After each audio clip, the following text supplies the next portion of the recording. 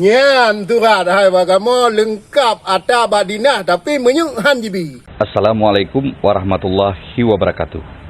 Pedih tak nasib urang melaut gara-gara han jibi menyu dapur moh han maasap. Memang pedih nasib urang melaut ngan bot ubud menyasi uro hana menyu solar langsung dapur moh hana maasap karena hana lepah ulaut gejak mita rezeki. Lagi kagerasa oleh urang melaut di Kuala Bago, Aceh Timur. Menurut kepegah le urang jak ulaut di sinan di bak Freelance News bak uro hameh tangai pet bulan 11 tahun 2020 bengah kapet uro urang nyan payah dua bak kedai kopi pajuh ata yang kana karena hana minyak solar ke mesin bot. Wate gejak cok minyak bak galon han jibi alasan dipegah hana minyak. Lagi kepegah oleh siro urang jak ulaut di daerah nyan nan gop nyan Pak Ismail atau Pawang Balok. Gonyam cukup kecewa ge karena han jibi minyak padahal bandum urang melaut di daerah nyan na geme surat rekom dari Dinas Perikanan. Nyan turat hai bagamo lengkap ada badinah tapi menyuk han jibi. Pu sebab salah lok Kuala Bago hai bi menyuk. Sedangkan nyo nelayan kecil kan di bebe raya bo dia kan ni menyuk.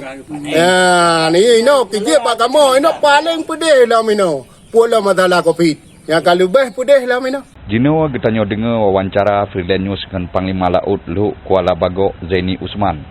Panglima Laut gepegah urang jak laut di daerah nyan cukup susah menyehana minyak karena lam si uro taboh bot perle minyak 20 liter. Panglima, apakah nelayan hana lepah laut dulu? Karena hana minyak jejak ugalan waktu ayat cok minyak sulit. Angke haibi minyak. Kalau uro kemudian hana minyak. Hana sanji. Yang ke hana minyak ibaga. Bot nelayan yang hegeti. Tapi nelayan lari-lari na minyak. Kaji kata lantaran masyarakat nelayan. Pun nak surat waktu ayat cok minyak buat SPU. Surat lengkap adum dari dinas iba. Dinas pun? Dinas Perikanan. Jadi padi trip ke hana minyak yang Panglima? Sekitar euro atau euro kah? Hana minyak. Jadi nelayan di Kuala Bago nyo nak lepah laut. Hana lupa kata lantaran bot man sabohnya nampak kabeh hidang hana minyak.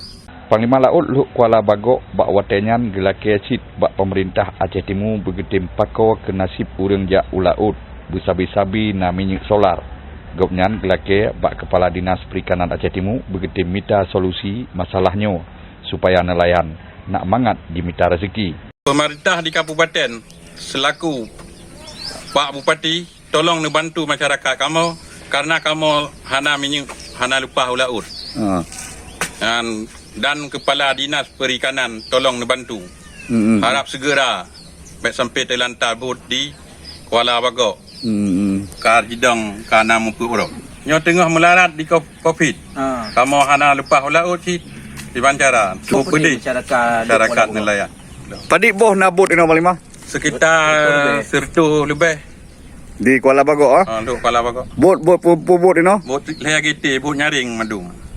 Nyaring pu ya? Nyaring koli ya. PLT Kepala Dinas Perikanan Aceh Timur Fadli wate kamo konfirmasi gemarit. Urang nyan kali gebetebit surat rekom ke nelayan ubud untuk jiet gecok minyak bak SPBU dan tim goknyan dari dinas kali gejak sapa urang SPBU lam wilayah Aceh Timur. Gepegah lom memang hana minyak ke nelayan gelake masing-masing Panglima Laut berbagah gepetruk haba udinas supaya urang dinas nak bagah gejak bak SPBU gejak tanyang pakon hana minyak.